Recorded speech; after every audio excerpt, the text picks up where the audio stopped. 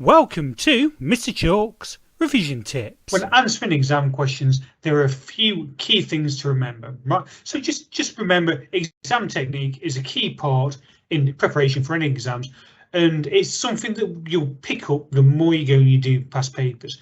Right, so many questions in exams are repeats of what will be in old exams.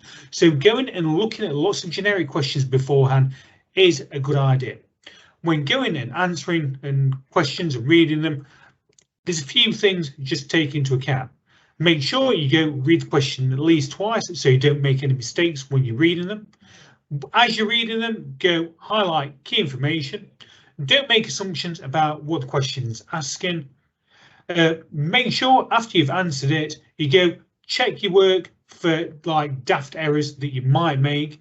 And if it involves going and answering something where there's some calculation, make sure that you write your workings out down. Right, let's go and have a look at the question. When answering questions about electromagnets, we've first got to go and think about how electromagnets are physically made. So it's worth noting that when electric current is put through any sort of wire, it produces a magnetic field around that wire, right? So by winding the coil around it more, we can go and strengthen or increase that magnetic field. So if we're looking at making this electromagnet stronger, same again, we can go and have more coils of wire, and we can wrap them around an iron core, and we can increase the current that's flowing through it, as that will also increase the magnetic field. So we're going to look at this first question, which is kind of a basic question about electromagnets.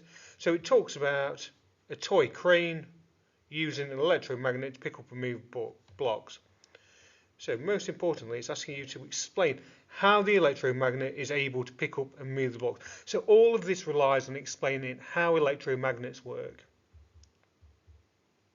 So you need to talk about the fact that when it's turned on, it's going to go and complete the circuit, because that turning it on turns the electromagnet on, because you're allowing the current to go and flow through it. And the current is flowing through the coils of wire that are wrapped around that electromagnet just there. Talk about the fact that the magnetic field is produced around the coil, which causes the iron core to become magnetized. Then just talk about what you would do. So you're moving the electromagnet towards the blocks. And then the fact that the block is going to be attracted to the magnet. And as the crane moves away, it will move it, and then you can go and turn the current off, which switches off the electromagnet. So we look at a few uses of electromagnets and some of the questions that look at those uses. So the first use is that we're going to look at a starter switch. So it's worth noting that it's got two circuits. So it's got an input circuit and an output circuit. So the input circuit is turned off, or when it's turned off, no current is flowing through it. Right? However, when it turns on, current will go and flow through that electromagnet. When it flows through that electromagnet, it goes and creates a magnetic field around it, which attracts that pivot part just there towards the electromagnet. So that will go and pull that metal bar, which goes and closes. So over here, it's going to close those connectors that are going to go and turn on our second circuit. The second circuit has a much bigger output current. So therefore the output circuit operates a high current appliance, such as an electric motor or something, that you wouldn't necessarily want to get that close to if you were turning it on. So we're just going to have a look at a question that looks at this. So the diagram shows a switch that is operated by an electromagnet. Right, so we can see there is the electromagnet.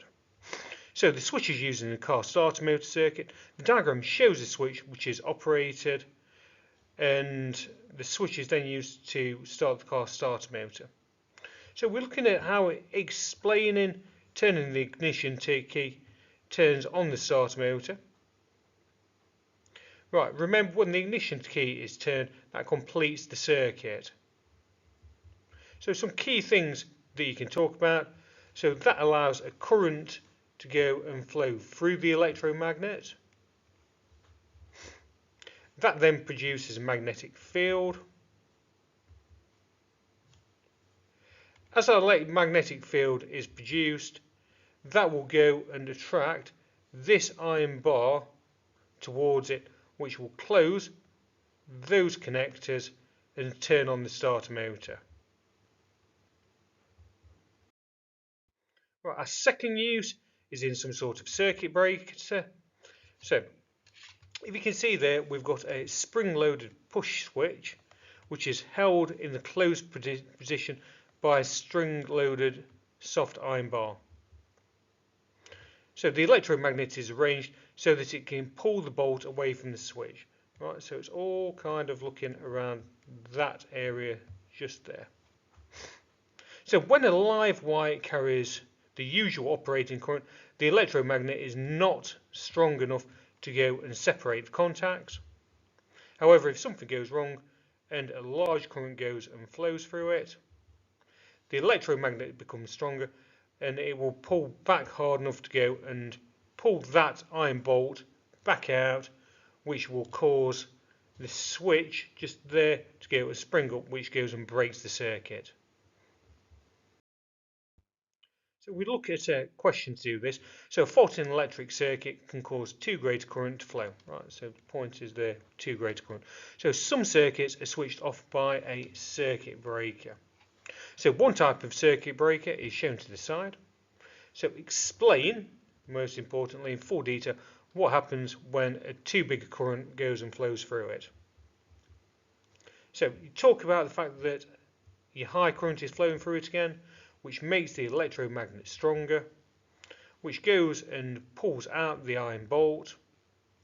So therefore the plastic plunger moves up, and that switches off the circuit, so therefore no current will be able to flow through it. And dependent on the question, you can talk about having to reset the plunger after.